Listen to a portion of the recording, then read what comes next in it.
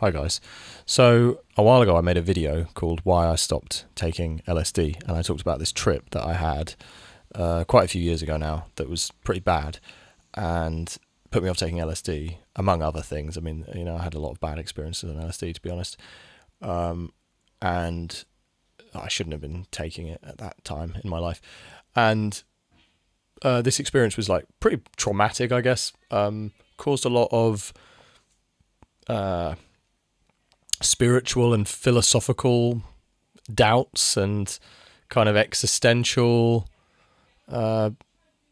panics in my mind, and it was something that took me a long time to get over, and was in that sense, I guess, like kind of traumatizing in the way that psychedelics can be, as opposed to something physically sort of traumatizing in the day-to-day world.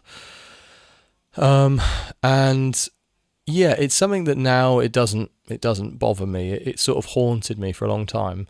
But I saw a Reddit post last night from a guy who is going through this exact same thing, and it was weird reading it because he was describing the exact same kind of panic that I felt, and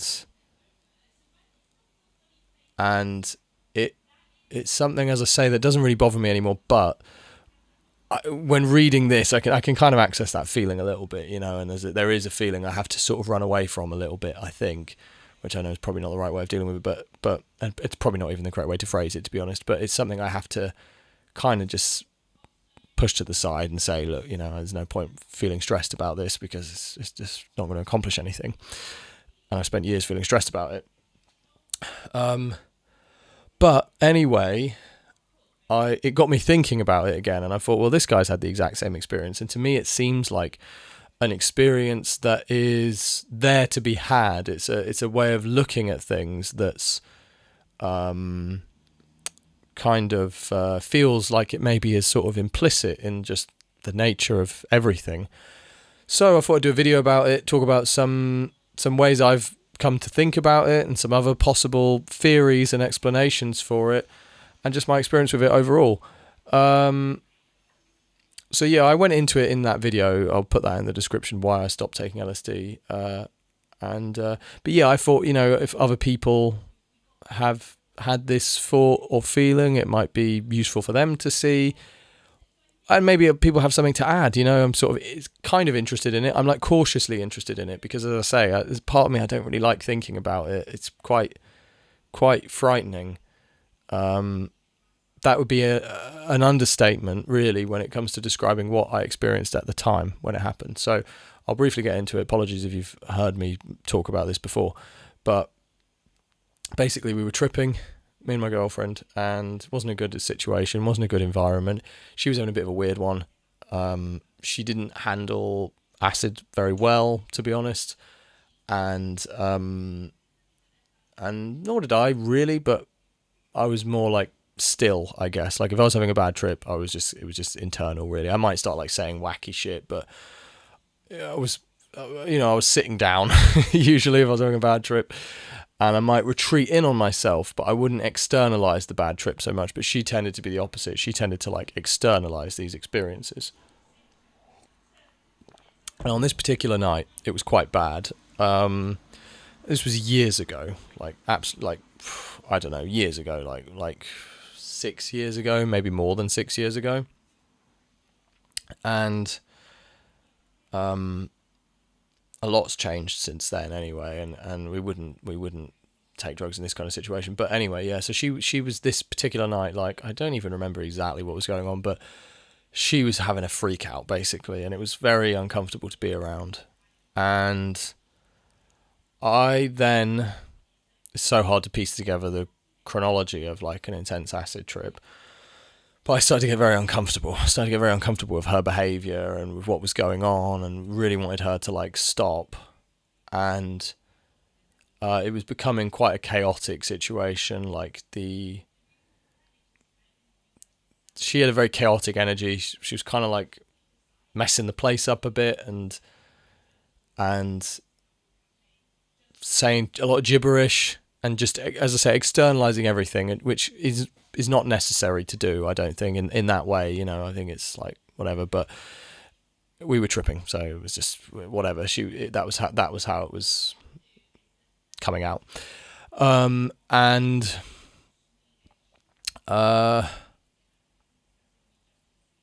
I then, at a certain point, I guess I started to just withdraw from the situation mentally, because it was hard to be around. And so instead of a trip where we maybe talked to one another and we just were around each other listening to music or trying to enjoy it, it became one where I was sort of hiding in my own mind in a slightly panicked state, and she was having some sort of weird shit going on. And I don't remember where I was. I think I went into the other room. I don't remember, but certainly figuratively I went into the other room, you know. And at some point I don't remember if it was a prolonged period of thought or it was a sudden realization that hit me, because I'd always had all these strange thoughts about the universe on acid, and I'd always had these strange thoughts about like symmetrical things and infinity, and I never understood any of it. It was all meaningless to me, and there were a lot of things akin to like yin and yang and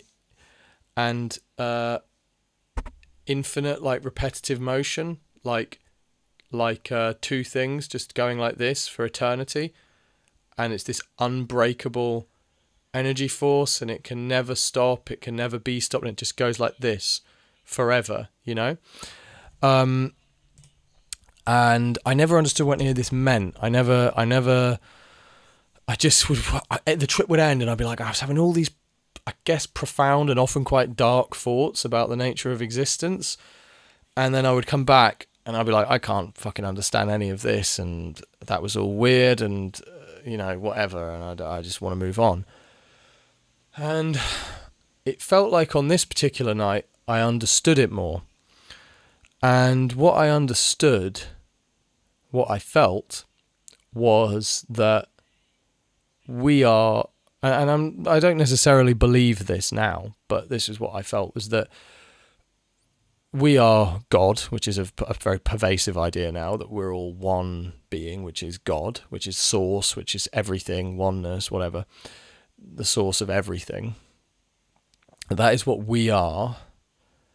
And we are the only thing that exists, and we are really we are just this one being. This being is probably the wrong word. This one thing, this one consciousness that created everything, and that this one consciousness, from being the only thing and from being everything, it's this infinite despair, because there can never be anything else, and it's this panicked, like claustrophobic, insane level of loneliness, of being pure consciousness and knowing that nothing else can ever exist, and that we, or I, or whatever, have already explored every single square inch of this field of existence. Nothing or no one else more can ever exist. There can never be anything outside of it, and so it is everything, and therefore it knows everything already, and therefore it can only be alone. It can't be, it's not like there's a male god and a female god or whatever, and that it's just this never-ending, infinite pit of despair and loneliness, and the agony of not being able to cease existing, of just infinity, an infinity of being all that there ever is or was. And I'm describing it now, and I'm not hearing in my words describing it now the horror that was conveyed to me. I can't really describe it, because generally when we think of these things, they don't sound that bad. There's a lot of people who talk about it, you know, encountering the oneness and all of this, and they think like it sounds good, you know. It's usually like a positive thing or a neutral thing, perhaps. there was a feeling I tapped into that night that was deeper than any sort of human emotion I've ever had. And it was so frightening just to look at this emotion from the side. You know, I wasn't really feeling it. And just to get a glimpse of that, this was how it feels to be, you know, like God or whatever, was like so scary. I mean, like, it was a depth of emotion that I was not prepared for and just couldn't handle. And it felt so real, and it felt like this came from nowhere, and it was just so vivid, this just infinite cosmic despairing loneliness that is just hard to even grapple with. And every time I start to feel it, and I'd be like, no, I just couldn't. I was like, no, that can't be real. Like, has to be an answer to this. There has to be an answer. And I was feeling this feeling of God just trying to escape this, just panicking, just freaking out, like in this like box of existence, just in pure panic and pain. And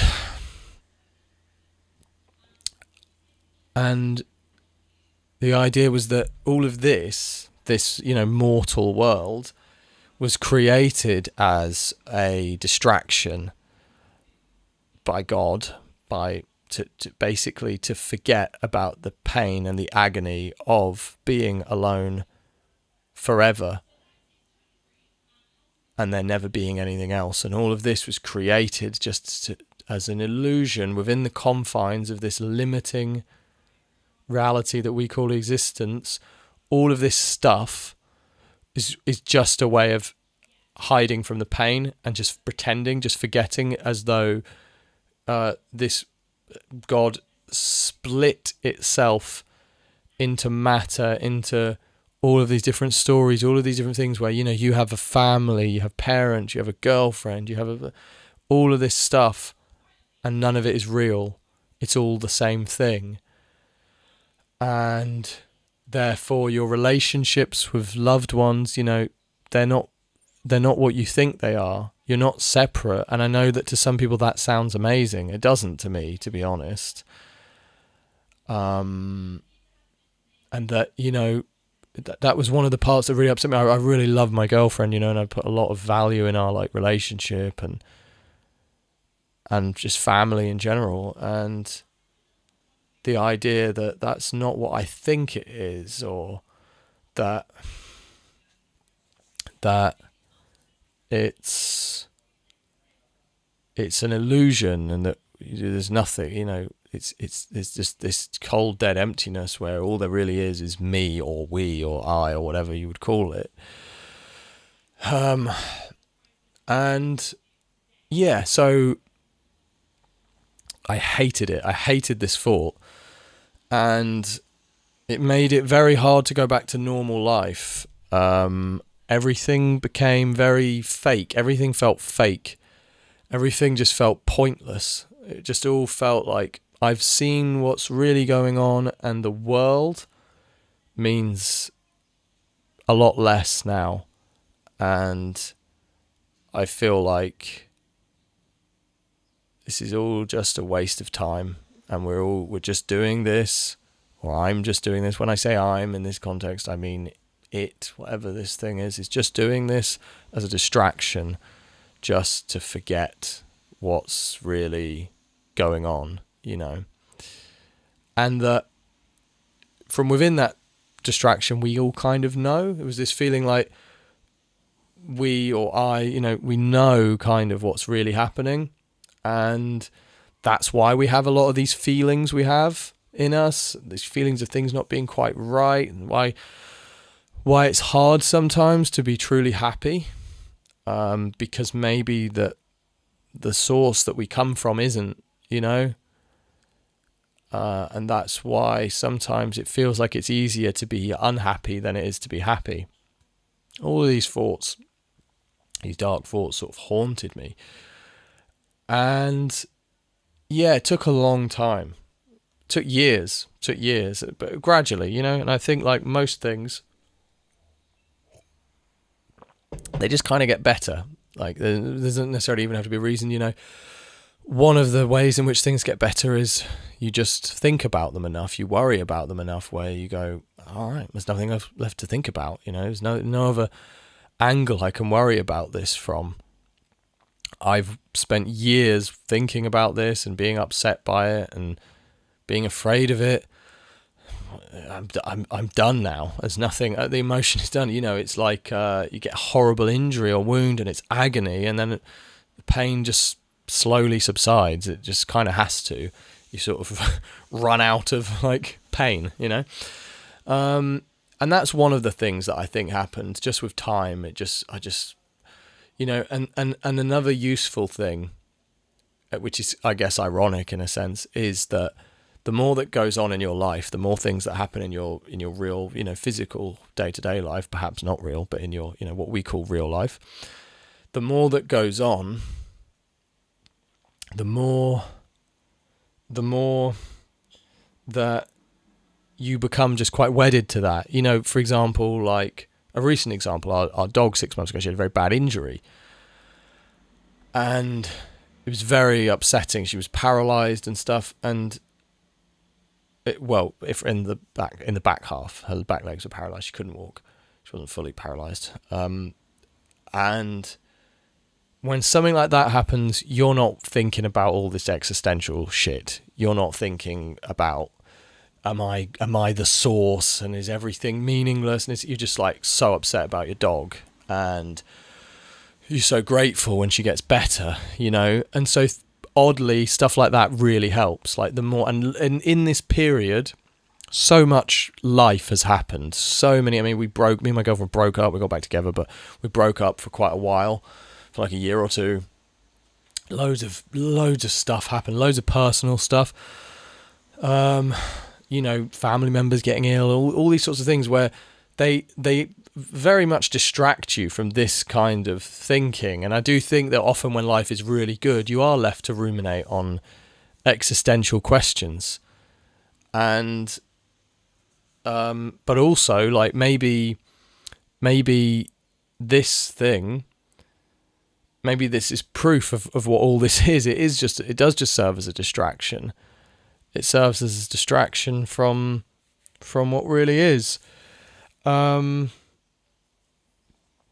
It's funny, yeah. I don't know.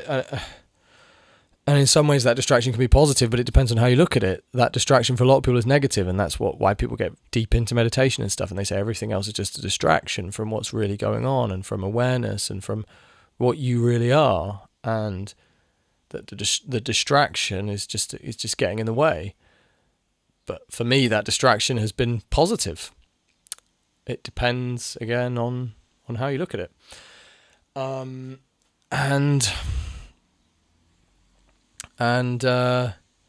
it's funny because a lot of people had these same experiences, as I said, and it was the same, more or less the same experience, but looked at in a very positive light. And maybe there is just a yin and yang to it, a kind of, like a light and dark or whatever. And that on some level, that's how the universe experiences itself as a positive thing, and on some level, it's what I felt. It's a very negative thing. It's a very frightening thing, and it's both. It's both things at once. That's something I tend to find, and it's an explanation for a lot of things in the universe that I come to. Is it's both. Like, for example, I was reading someone the other day was talking about dualism and non-dualism. And if you're unfamiliar, dualism would be where us and God are separate, like in Christianity, right? God is a totally separate being who created us, and we're created in the image of God, but we are not God. Non-dualism is that there's no separation between anything. Everything is connected, and we are God experiencing itself. The former is super appealing to me. I really like the idea of dualism. I love the idea of just being a human, to be honest, and being a human that maybe there's something beyond this life for us, this physical realm, but that we are human. I really like that. I'm super attached to it, partially because of this experience, but I just really like it anyway. I like I don't want to be something so big. Like I like being a human. I like the idea of being a human created in the image of God, and just having free will, and that's God's creation. Is, that's what God really made, was like free will, the concept of free will. This thing that seems impossible, that science can't explain, that many people don't believe exists, that is what God created, and God gave that to us and created beings that have free will. You ask yourself why. There's all sorts of questions. Every question you attempt to answer or speculate about opens up a million other questions. But I love that idea, and at times I've felt it. But there's this other side, this non-dualistic side. Non-dualistic meaning we are, that there is no separation. We are all everything. And perhaps I'm not explaining these two things exactly correctly, but that's the gist of it, basically. But then people get into all sorts of weird things, saying, well, there cannot be, there can be no such thing as non-dualism, because there has to be both, and then if there's both, then it's dualism, and it's all this, whatever. I was reading this guy the other day anyway. He was saying he thinks that both things are true, that impossibly to our minds, in a way that's incomprehensible to us, it's both. We live in a dualistic and non-dualistic universe, and that both things are true, and that's impossible to really contemplate with a human brain. But perhaps there's a lot of things that are impossible to contemplate with a human brain. Similarly to when you say, like, was there nothing, or was there something before all this, or was it all? Lots of these questions can be perhaps conveniently swept under the rug, or perhaps interestingly answered with both, like both things are true. And we can't understand that because we live in a kind of like scientific world where there's an answer to everything. But perhaps the reality of the existence we live in is that there can be two answers to all of these questions, and that is God real? Yes and no, And I know that sounds like absolute bollocks. Maybe it is. Maybe it's just like nonsense. That's just a convenient way of sort of not answering a question.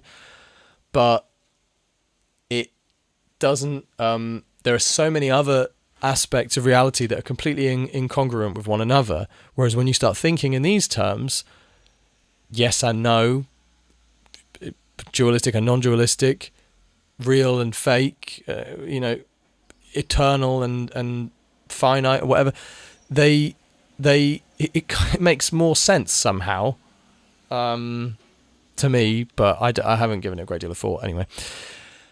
So so I guess this experience anyway started to lead me down a much more spiritual path. I hadn't always, but I'd believed in God since since I was, I don't know, 18 or 19. I took ayahuasca, and I from then on I believed in God, and that was more positive. I had a pretty positive relationship with it, and it helped me, I think, a lot in life. I knew there was something more to just the sort of what had always been an agnostic mindset, but agnostic leaning probably, I can't remember, but I think a bit more towards atheist. And I knew there was something more than that. I knew there was something more to life than the kind of atheists and skeptics and if I can't see it and touch it, it's not real kind of people would have you believe. And whatever that was, I knew, I have always known, and I know with certainty there is more than that. I don't know what that is. I still have no idea. So I got a lot more into religion, spirituality, and I started researching all of this stuff and getting really obsessed with like Jesus and philosophy and psychedelic experience. And you never find answers, really. Or I haven't anyway. You just get lots of questions, and it's fun. It can be fun, but there is probably if it's to be taken seriously, if you take it for what it proclaims to be, there is no more serious topic that we know of. You know, it's more serious than anything that can happen to you on an individual level. It's more serious than anything that can happen even to our planet.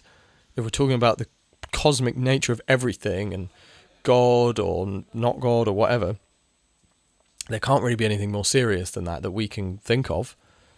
So, whilst it's sorry if you can hear that high-pitched ringing noise, I forgot to turn off my speakers, they keep making this stupid noise because the electrics here are so bad. There isn't anything more serious, so it can be, as much as being a very fun, interesting topic, which for me it has been recently, but it's also a heavy one, a very heavy one at times. It can be, and there are implications to things that are just very, and there's so much conflict and disagreement and so much back and forth, and I always just feel like, maybe because I'm not ready to swallow anything kind of hook, line and sinker, like that I'll just never know anything. This will always just be, there will never be anything but questions. And so that's the first possibility, I guess, that segues into the first possibility that I've written down various possibilities. A feeling I've had is that everything is a mystery and that it's supposed to be that way, and that life is not supposed to make any sense, and that's deliberate, and that we are in a sort of like pen of like just mystery. And every time you discover a new thing, it just presents questions. Like we uncover these ancient sites, we find there's like evidence of aliens, not in the ancient sites. I'm thinking, well, some people think there is.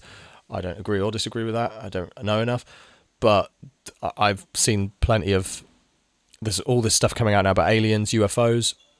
There's all these other concurrent mysteries with like ancient sites. There's all sorts of strange religious experiences people have, psychedelic experience. There's been a supernatural component to our existence as a species forever, seemingly, and so much that doesn't make any sense beyond just the core existential questions of why we are here and what we are and where it's headed and all of that stuff.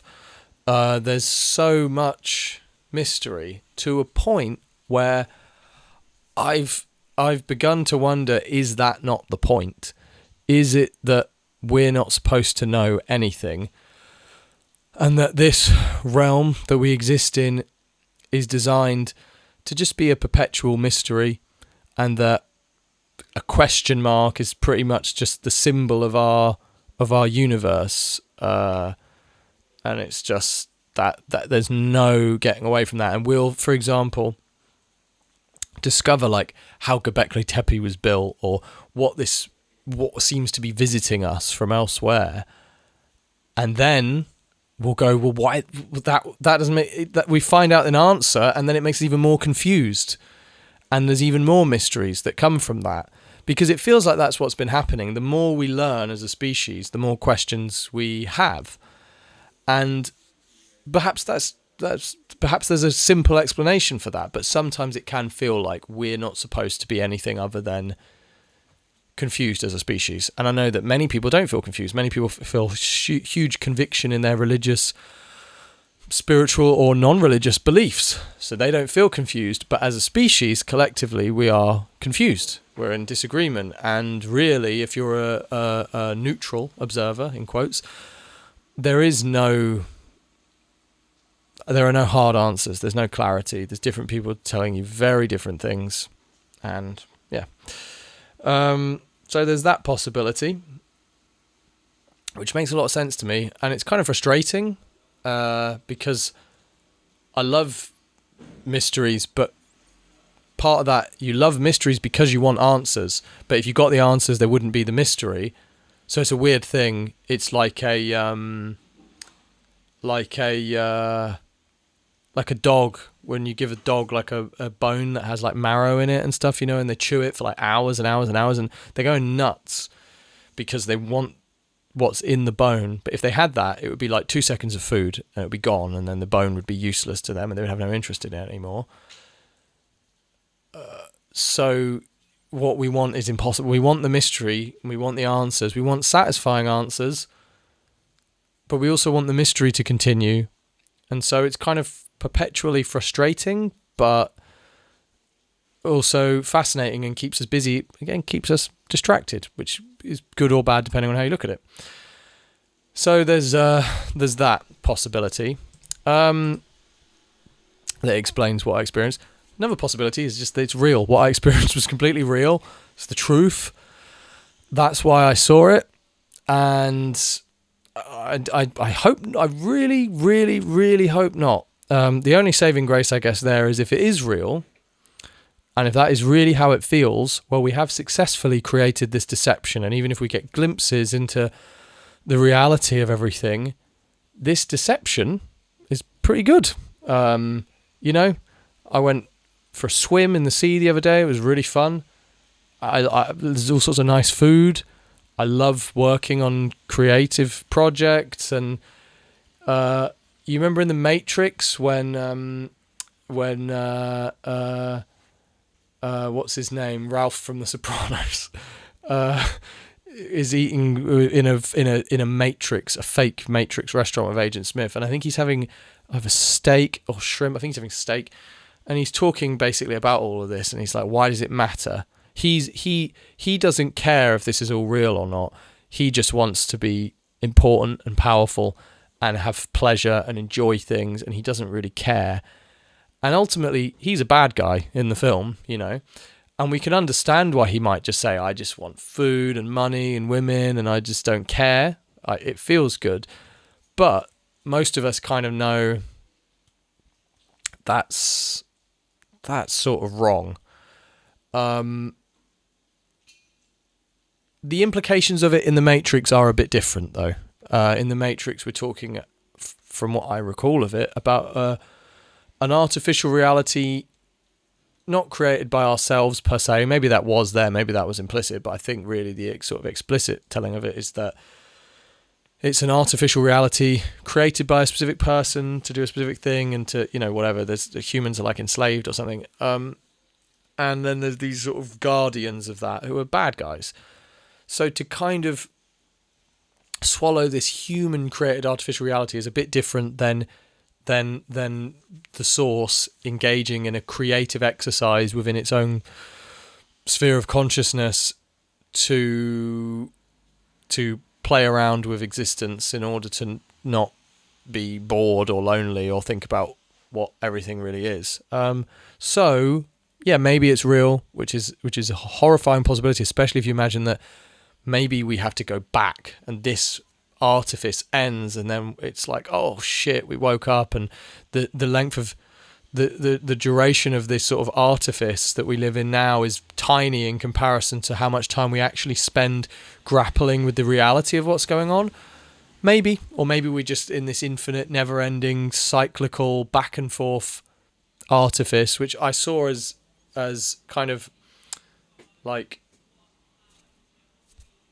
I can't do it with my hands, but it was like this kind of like this back and forth, like endless motion. You know those things that sit on a desk where it's the ball swinging, or like a metronome, or just, it was like these interlocking thing, and it was like going back and forth like this forever. But I can't really do the shape, but it was cool, but horrifying, like absolutely nightmarish. But it was the idea that everything that exists, it's just, so this universe was created, all of this shit happens, you live, you have all these blah blah blah, all this shit happens in your life, and it all kind of goes back in, on itself, and everything ends, and you've, long dead, you as whoever you are, whatever your name is, as this limited, short-lived existence, that ends. Universe goes back in on itself, becomes nothing, opens up again, and when it opens up again, it can only go in the exact same way that it's already gone, because that's all that's there. It's the same ingredients in the same circumstance. So essentially, it's like breathing in, out, in, out, in, out, in, out, and it just goes on for, it can never be anything else. No matter how hard we as the source want it to be different, nothing other than what happens can ever happen. It can never be changed, because ultimately you have the same set of core ingredients and fundamentals that are laid out just by the reality of just consciousness itself or existence or whatever it is. And that can't change. So nothing can really change.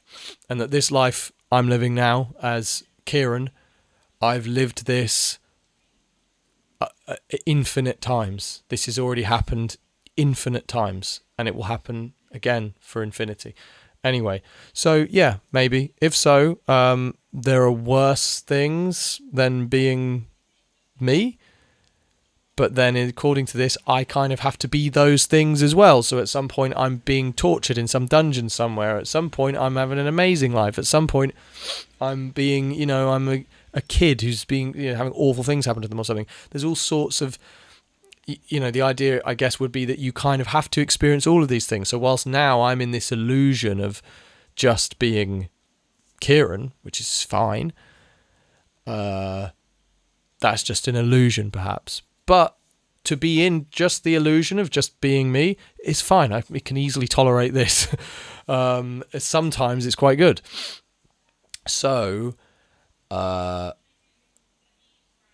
lot of the time it's good. I'm very lucky actually.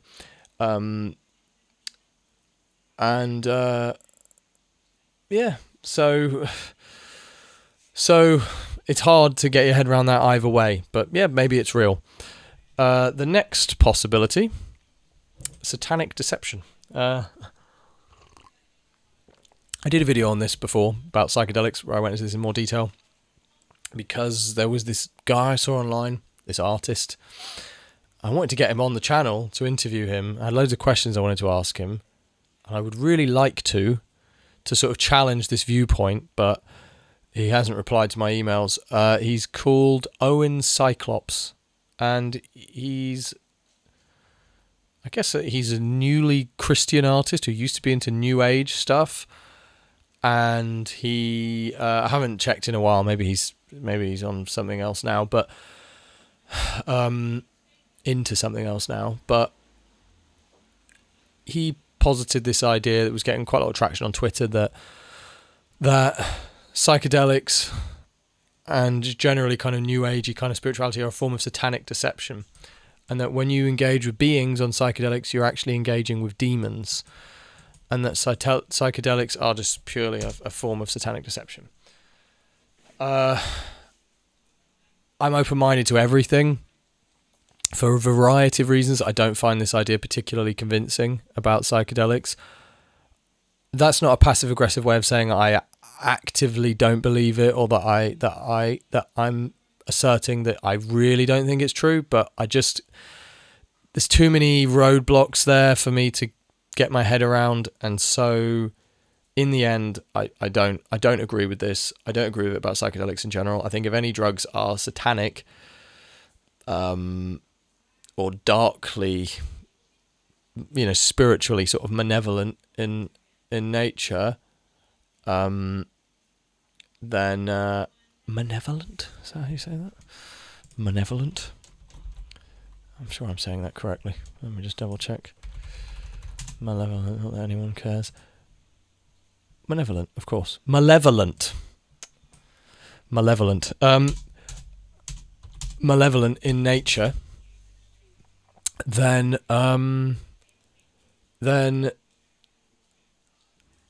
it would be things like cocaine and amphetamines and methamphetamines. If you look at the effects that those drugs have, they are the things they can do to a person's psyche, the things they can do, the ways they can change your life are dark. I mean, that is like, for all intents and purposes, satanic. Like, I'm not saying it literally is, I have no idea, but when you see what like something like meth addiction can do to a person and the behavior it can cause them to engage in, and I know that everyone's different. Some people take some drugs and they're fine. I don't know about meth, but I know some people can just have a little bit of coke now and again and it's not a big deal. But like, taken to its logical conclusion, amphetamine abuse, coke abuse, that sort of stuff, that is like what people would describe as satanic, like just egoic, selfish, no impulse control, like base, sort of like sexual pleasure centered, just like, I again, I know that it's not the same for everybody, but those drugs can send people to a very, very, very dark place and erode people's true selves, erode people's personalities, and take things that they can never have back. So those substances to me are satanic, or not literally, but I mean they are. I could buy that much more. And satanic can be a sort of hold-all term for any sort of dark spiritual forces, any dark forces beyond our sort of physical human realm.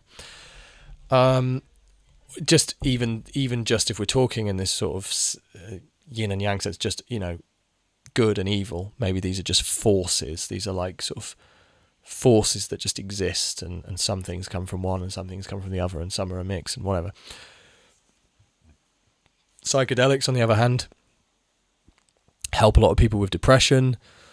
They don't make people violent. They don't make people excessively sort of sexual. People don't take, most people, normal people, don't take psychedelics and think like, I have to go and like betray my family, and I have to go and like engage in like disgusting behaviors, and I want everyone to listen to me, and I'm the most important thing in the world, and all that matters is I feel good, and I'm going to spend all of our savings on psychedelics. It doesn't happen really in 99.999% of cases, and there's definitely some bad stuff that can happen on psychedelics.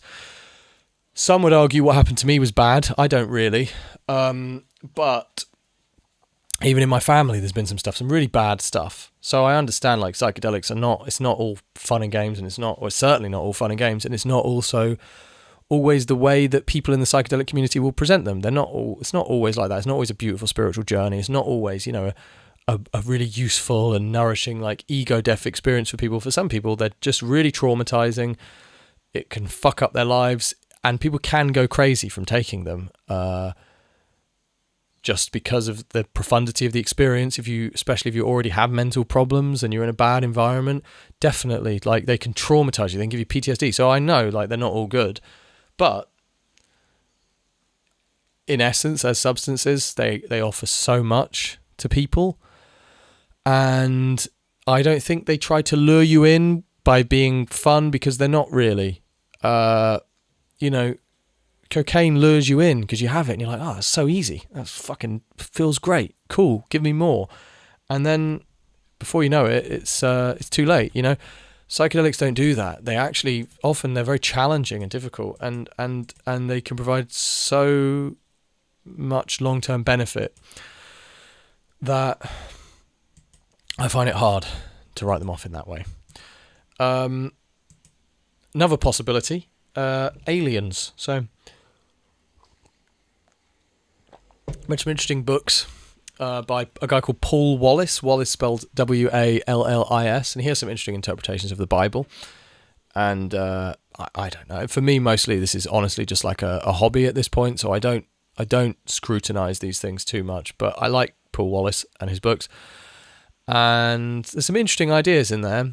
Mostly, I think the crux of it really, which is not the strongest crux ever, but is that Elohim, the word for God in the Bible, that in Hebrew, he claims that this is a plural word, and he thinks that the Old Testament is essentially about a plural God, multiple gods, and the New Testament is about God, the real God, the God that Jesus tells us about, and the God that created everything, and the God that is all-powerful. And that the God of the Old Testament, the gods are not really gods, and that they are aliens, which is interesting. It explains lots of things. There's a lot, I guess there's probably a lot of holes in it if you're really like a biblical scholar, and if you read Hebrew, I would assume there's a good amount that contradicts this idea, but there's kind of stuff that contradicts everything. I don't think there's an explanation for life or for spirituality or for any of this stuff that isn't somehow contradicted by something else. But anyway, whether or not, it is as he presents it, the books are cool, and it's an interesting idea. It's interesting to think about, and I don't know. Maybe it does all check out. Anyway, I'm just saying I don't know enough to say that. I spoke to someone I know who's Jewish, and I asked about this stuff in Hebrew, and if I'm honest, I can't remember what he said, but I remember him not being hugely impressed by the question, if I remember correctly. And I think what he said is, yes, it is a plural, but it doesn't really matter that it's a plural. We just don't think of it like that, and that's not. But perhaps he's a bit blinded by how we've come to view this word, and that it doesn't have to. Just because it's a plural, that doesn't mean that it was multiple beings. Anyway. There's lots of other stuff in the books. He goes through lots of interpretations, I guess what he's trying to explain is how the God of the Old Testament and the God of the New Testament are so strikingly different, and they are, and there's many explanations for that. I guess, to my limited knowledge, some Gnostics might explain that by saying that they are, again, two different things, and one is like the demiurge and one is God. There's all sorts of possible explanations. Anyway, there's all sorts of atheistic explanations grounded in human nature. So, aliens, yeah. So, there's a lot of, a bizarre amount of evidence of UFOs, other, all sorts of things that we can't explain, basically. And so many ancient myths and stories and things that could be explained by the possibility of other beings, whatever they are, visiting us. Oh, I had a great chat on here with Marty Garza on this channel. If you're interested in this topic in general, it's worth checking out. His belief is that, specifically when it relates to this topic, that this is all a form of deception, and that the thing that's presenting itself as aliens now has always been here in some form or another. He doesn't really view it, as far as I know, as good or bad. It's quite part of the fun of Marty is he won't really answer anything directly in the way you want him to, because he doesn't want to influence people, and he's trying to build up this idea very slowly. I think he's working on a book. He is working on a book, which would be well worth reading when it comes out, because he's really, really interesting about all of this stuff. But he's not going to just tell you what he thinks, because if he does, he's putting too fine of a point on it in a way that he doesn't really... he's being forced to put too fine of a point on it and apply too much sort of certainty and literalness to it, and B, because it's an idea that you can only, or a set of ideas, or a kind of vague way of looking at things that you can only really embrace when you've kind of examine the totality of everything, and you need this context. Without this context, you're just going to go, nah, that's stupid, and then it's going to blind you. When you're looking at this context, you're going to be thinking about it in the wrong way. So check out his series on Brothers of the Serpent, his UFO series. Anyway, he goes into so many of these stories, and he also talks about how these UFO stories are so similar to stories of demons, people sort of like incantations and like fairies and all this stuff. So there's that possibility that whatever that is just, again, this never-ending form of like deception. And there are implications for the experience I had. There are implications. Those two ideas can coincide in some ways I haven't really contemplated. But aliens in general, right? So if we're assuming aliens are real, they're not like, a deception. They're not just like, demons or like mischievous beings or something somewhere between demons and aliens, or whatever else. That if they are just literally just aliens, some people, I've heard it posited, some people believe that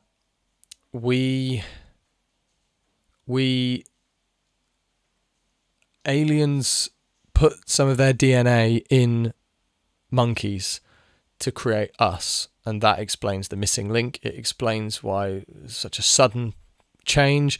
It explains why apparently, again, I don't know enough to know if this is true or not, but there are some aspects of our DNA that don't really make sense, and that our DNA is hard to explain evolutionarily, and that our DNA appears sometimes sort of too perfect or man-made or edited or something, and that ties in with Paul Wallace's idea and various other ancient ideas, and so that's possible that DNA from something else or a form of consciousness, something that we are a modified species, which could explain why we're stuck in this weird thing, where we have this like deep capacity for like awareness compared to other animals, but then we still want to like have sex, and like we have all these like base urges and sort of monkeyish like interactions with one another, and we get so easily angered and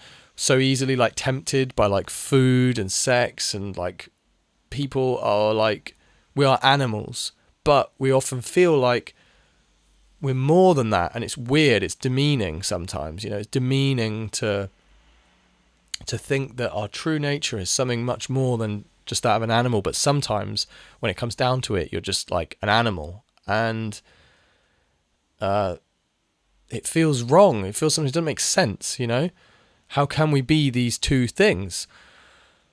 And so this would explain that, perhaps, that, we're there's part of us is something else, is something much more than just an animal, a monkey, and then there's part of us is just a fucking monkey, basically. If that were the case, I've also heard it posited that these aliens put into us a God gene, apparently. Let me confirm this, because I haven't really double checked this. Not that I'm going to do the most thorough double checking here, but apparently there's a gene. It's an idea. I don't think this is like it's a hypothesis that there's a specific gene called VMAT2 that predisposes humans towards spiritual or mystic experiences. And is there do people okay, well, I'm not seeing here that it's been like widely debunked or flat out refuted. Basically, this idea exists. May or may not be true. And if so, if there is this like God gene in us, that could be something that was put there. I believe this was discussed, I don't know, I heard someone discussing this the other day, and the idea was that this God gene was put there as a means of control, as a way of, whatever, and it can come up with all sorts of shit. It can come up with monotheistic ideas, polytheistic ideas, dualistic ideas, non-dualistic ideas. The idea is it requires some sort of faith in something, and that can be used as a way of controlling us, as making us do certain things, as making us worship certain things, or it's just I don't know, whatever. So there's that possibility. Another possibility why I and this other person who I was reading his account on Reddit the other day had this bad experience, and saw the nature of existence in this way.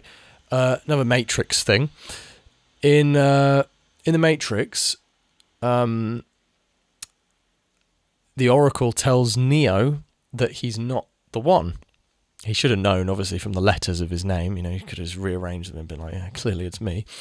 But she tells him that he's not the one. And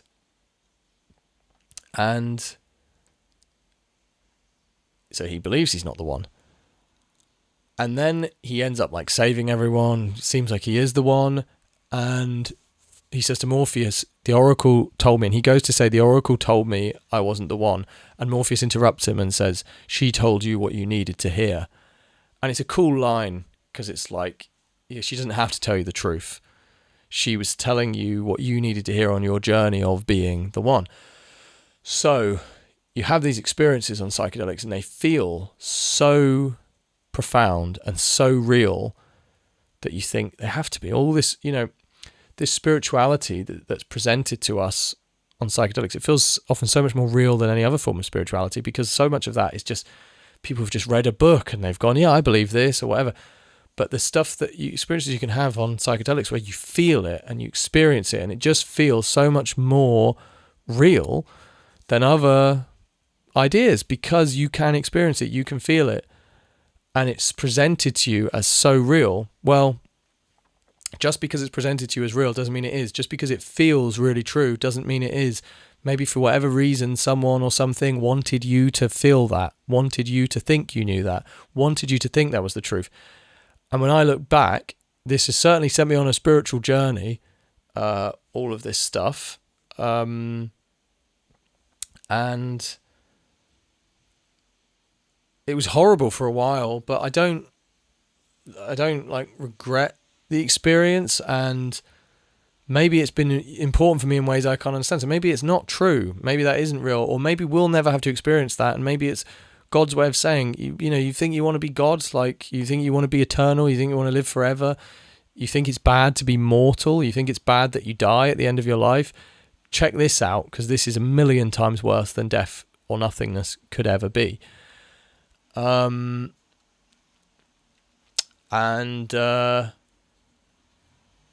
again, what's worse, there never being anything ever, or there always being something? I feel that they're even, really. So yeah. And again, could be one of those things. Maybe both of those things are true. Maybe essentially there is nothing, but there is also something. And both of those things are true concurrently for an eternity. So there's that.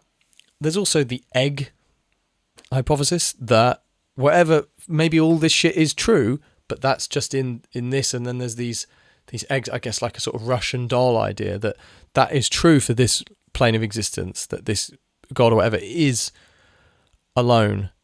But maybe outside of that, there's other stuff. There's just so many levels to existence that there's really no point trying to comprehend it, and that it goes so deep that, like, it doesn't matter what's happening in this one or that one. There's so much going on, and everything's part of an overall picture. These questions are just so hard to grapple with when you start asking why, and you start saying, well, why? Okay, everything's good. Why? Why is everything good? Like, why? What would be the point in everything being good? What's the point in anything? You can't imagine a reason, and one has to hope that is just because of our limited comprehension capabilities as humans when it comes to spiritual matters. You have to hope that, because otherwise, if we are capable of comprehending all of these things, you end up just thinking, what's the point? What is the point of all of, like, doesn't, if there's a spiritual war between good and evil, why? Like, and if good wins, all right, and then good was always going to win because it's more powerful, and then it's just all powerful and it's infinite and it's meaningless, and and it just feels like it's impossible to ascribe meaning to anything. But maybe that is just a fundamental flaw in how we think as humans, and that idea is comforting to me as well. Just to say, I probably don't understand anything, and maybe even when I think I can understand certain things, I just can't understand them. That helps me a lot with these thoughts. So there's that egg idea. Yeah, that's one. And the final one, I guess that this is just an existential human thought that kind of lays dormant in some of us, that I have projected onto a sort of quasi-spiritual experience that I remember being a kid. I remember being like really young, and I remember talking to my brother, and the first time I realized, like, I don't know if you're real or not. And I was really young. I remember this so vividly. I was like 6 or 7 or something, and maybe younger. And I was like, how do I know that you're real? And he was like, you don't. And I was like, so I don't know that you actually think. I know that I think. It was like, I was just thinking, like, I think, therefore I am. And I was like, I was so weirded out by this, with my brother, and I was like, I will never know. I will never know if you're real. I can never know if your consciousness is real in the way that mine is. I just have to trust that. So really, I'm alone. And as far as I know for sure, I'm alone. And I wouldn't say back then that really upset. It just disturbed me a bit, but I was disturbed by lots of those kinds of things as a kid. And it wasn't as bad as the acid trip, but it bothered me. I was like, that's weird. And I can never, it's just frustrating, you know? And I think maybe this idea just lay dormant in me for decades. And I also remember I was reading, when I was a bit older, I was reading Fight Club. I was smoking too much weed at this time. I was reading the book of Fight Club, and it's a bit different in the book to the movie. And in the book, there's a quote, which I think is not really true, but he says in the book, I read somewhere that Eastern spirituality, the concept of like all Eastern religion and spirituality, is that this life is preparing you for spending eternity alone, which is a bit similar. It's not exactly the same. Preparing and distracting are two different things, but it's a bit similar to what I encountered or felt. And that, when I read that, it was way before this acid trip and way after the early thoughts about this kind of stuff. For some reason, I hated it. I was going for a bad time psychologically then as a teenager, just like too much weed and other drugs and messing around with ketamine and stuff and having a lot of dark thoughts. And something about that idea really disturbed me. I guess just the idea of that level of loneliness, like that never-ending, infinite loneliness, is just horrifying to me. Like really, really, really, really horrifying. And maybe that stayed in there and it came out on this trip. Weird, because I wasn't thinking about it and I hadn't thought about it for years, and it was not a thought that had ever occurred to me. But maybe we bury these things and they come out and we project them, and maybe all these experiences we have on things like mushrooms and stuff, maybe it's all bollocks, you know? And there's some part of our brain that's just kind of malfunctioning and digesting or regurgitating lots of things that we have kind of digested, half digested perhaps, not chewed properly over the years, and it all just comes out. And we get these feelings that we can't handle, so our brain has to ascribe a narrative to them, because in everyday life, you know, you feel stressed and your brain is like, something bad is happening, that's why I feel stressed. So maybe when you feel these feelings, these impossible emotions on drugs, your brain has to go, this is religious in some way, you know, you are feeling God or you are feeling whatever, because maybe our brain is just scrambling to sort of narrativize everything. So there's that possibility. That's all of the ones I've got written down. And between all of those, there's a good amount, of, if this is coincidentally or by some chance something that you are also struggling with, you've had this idea presented to you and it's disturbed you, then there's a pretty good possibility that, you know, you're wrong, which is nice in a way. It's nice in a way, to me anyway, to know that I don't know, and to know that there are a few different options and ideas that make sense. And whilst we might want clarity and certainty, in this case, if something is disturbing you this much, perhaps that clarity perhaps the lack of clarity is a good thing. I know there are others who would say you just need to like break through more, and that's another explanation that's given for this. The final one that I can think of is, and what I've seen people say is that what you were experiencing was real, but you were filtering it through your egoic human mind and concepts that you understand, which is quite plausible.